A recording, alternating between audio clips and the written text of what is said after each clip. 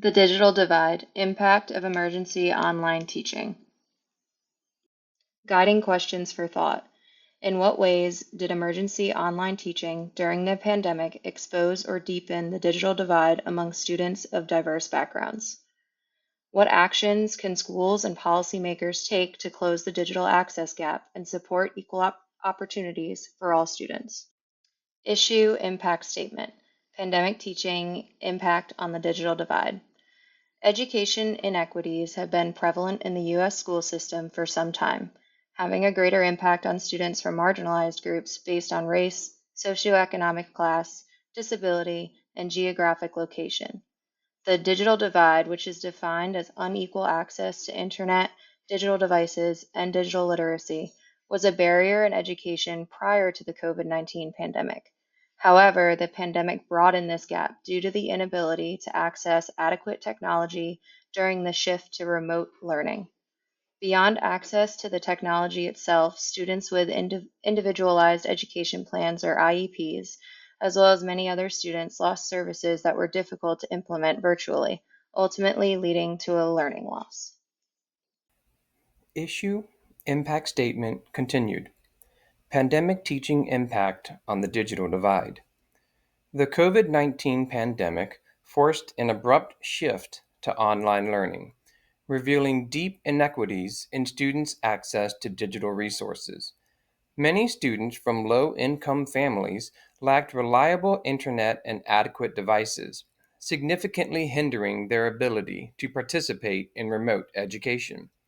In his article, The Digital Divide in Education Policy Lessons from the Pandemic, Sushant Zubedi explains that this sudden reliance on digital learning worsened existing inequalities, especially for marginalized communities. He emphasizes that without meaningful policy changes, such as investments in infrastructure and inclusive digital access, the educational divide will continue to grow. The pandemic exposed just how critical internet access is for learning. Students without devices or reliable Wi Fi were left behind overnight. This video shows how digital inequality affected families during remote learning and why closing the digital divide is more urgent than ever.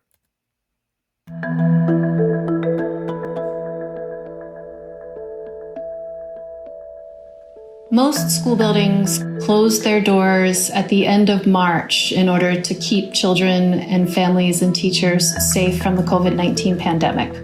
We know that when they did close their school buildings, they typically tried to provide some form of remote instruction, whether that was face-to-face learning or packets sent home with children. But we also know that the learning experiences that students did have were likely drastically different than what they would have experienced if they were in person. For example, based on our research, we know that about 12% of teachers indicated that they were able to cover all or nearly all the curriculum they would have covered if schools had remained open. Many teachers reported providing a lot of review and very little learning of new concepts. We also know that many teachers were unable to contact students or families. And of course, these issues were even bigger in schools with higher poverty and schools with students of color. Teachers in schools that serve more vulnerable populations typically reported being less likely to be able to contact all families. They reported being less likely to address all of the curriculum they would have covered, less likely to provide instruction in new concepts, and the list goes on. And so many students were at a disadvantage during the time that school buildings were closed and likely had inequitable opportunities to learn.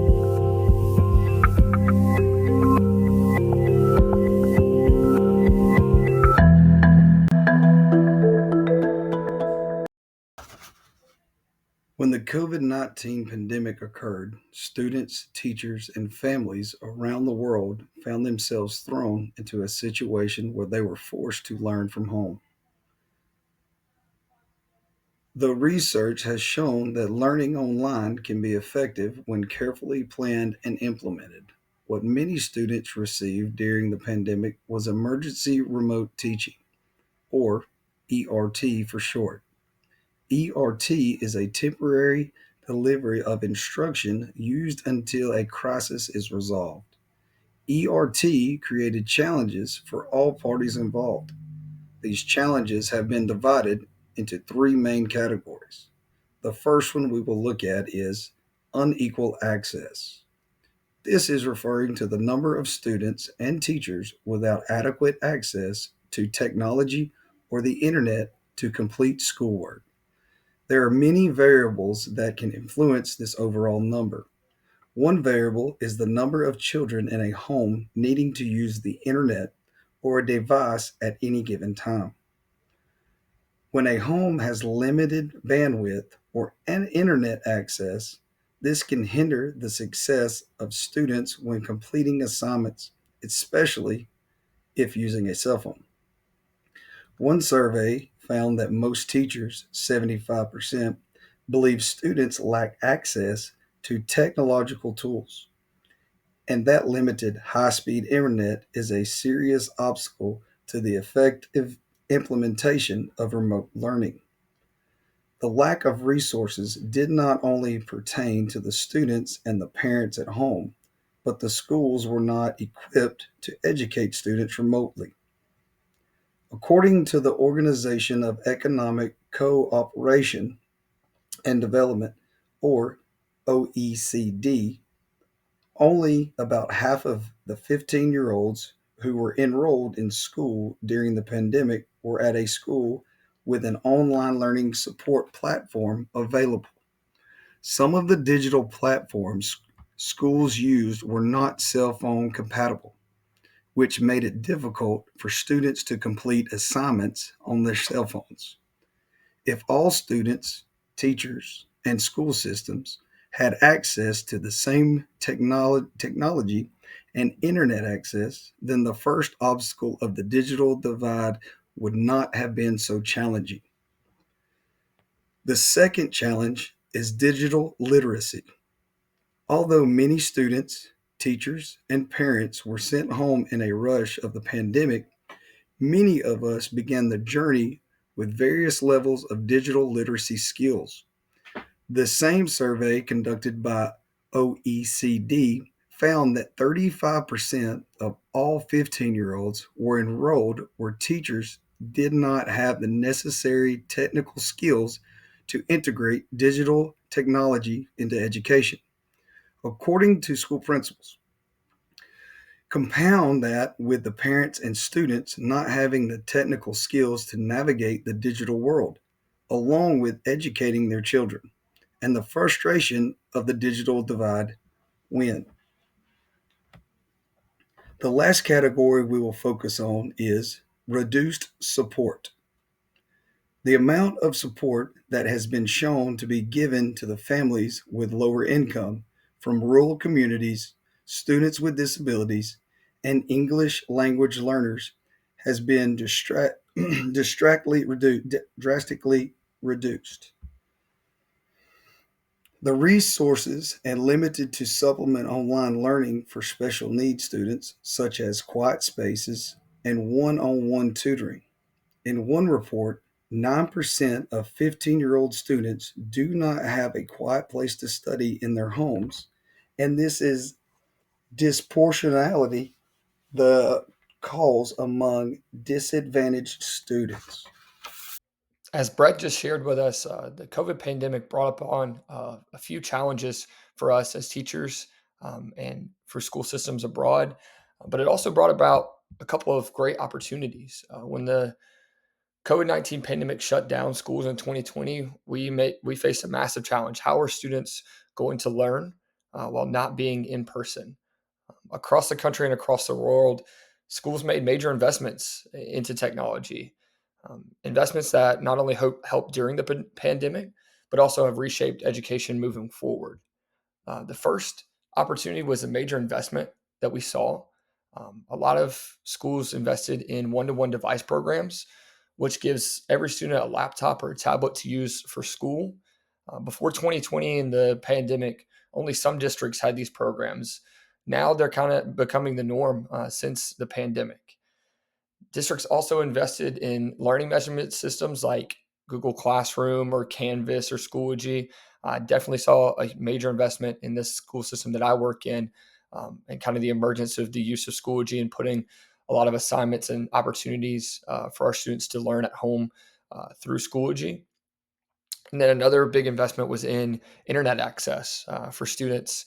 A lot of schools reached out to their governments, the local government, to provide just equal opportunity to Wi-Fi for the citizens around the city, in order for students that come from different backgrounds to have an opportunity to learn at home and have the opportunity to have the internet. The second or the final biggest investment was really in teachers training and training them how to use technology. We saw this a lot of emerging opportunities for teachers to learn how to use different digital tools and learn how to instruct virtually. The second biggest opportunity was the emergence of flexible learning models. For the first time, many schools experimented with hybrid learning, which was a blend of in person and online education. And it really worked out for a lot of students.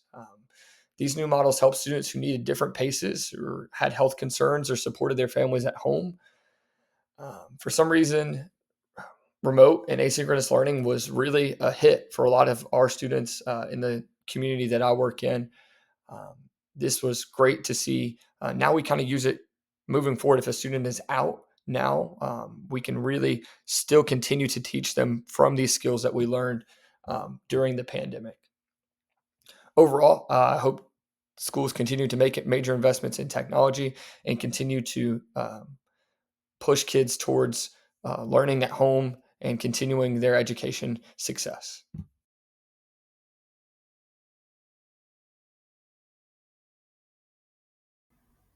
One strategy to help mitigate the digital divide is to provide equitable access to both internet and technology that students and teachers need to go successfully through their learning career.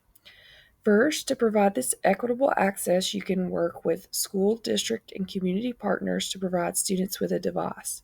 This could be a laptop or a tablet or any other digital device that would allow students to perform the necessary learning activities required.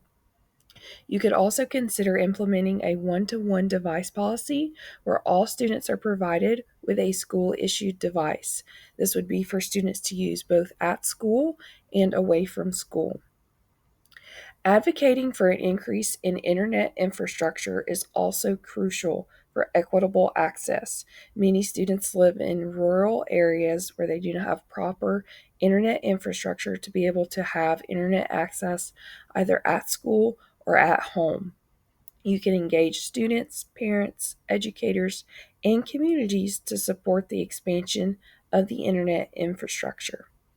And lastly, we would need to create and support programs that offer both free and low cost opportunities for students to purchase internet for those families in need. You would also need to increase communally access internet so that students could have opportunities to be able to equitably utilize their technology.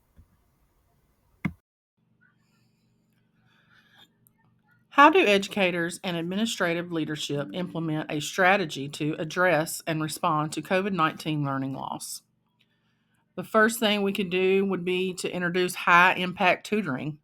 High quality tutoring can significantly change the outcome for students struggling academically. Tutoring is something that middle and higher income families purchase for their children. It needs to be available for all students in public schools. Secondly, we can improve curriculum, provide access for all children to quality core curriculum materials, offering personalized curriculum tailored to student abilities and interest, and supporting teachers' supplemental core curriculum efforts. Professional development. Providing teachers with quality professional development and support is an option to mitigate student learning loss. Imagine a classroom where every student has a device, but only a few know how to use it well enough to learn, create, and succeed. Digital access is just the beginning. Digital literacy is the real game changer.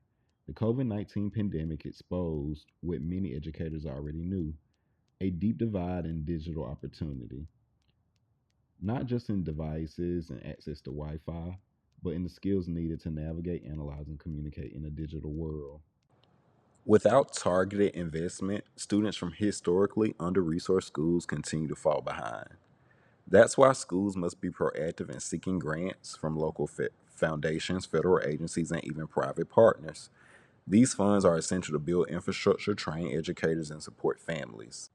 However, schools can't do it alone. We need sustained strategic investment from government at every level, city, state, and federal. Digital literacy is as essential as reading and math. If we're serious about closing opportunity gaps, we must fund it like we mean it. Digital tools are powerful, but only in the hands of those who are empowered to use them. Let's invest in digital literacy, not just as a tech upgrade, but as an educational right for all students. Finally, we just want to leave you with some final thoughts about our topic. Number one, the pandemic broadened the digital divide.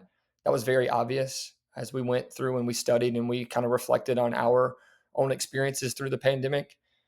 Inequalities to access to internet and technology devices were definitely exposed through the pandemic. A lack of skills to learn remotely through technology were also very apparent.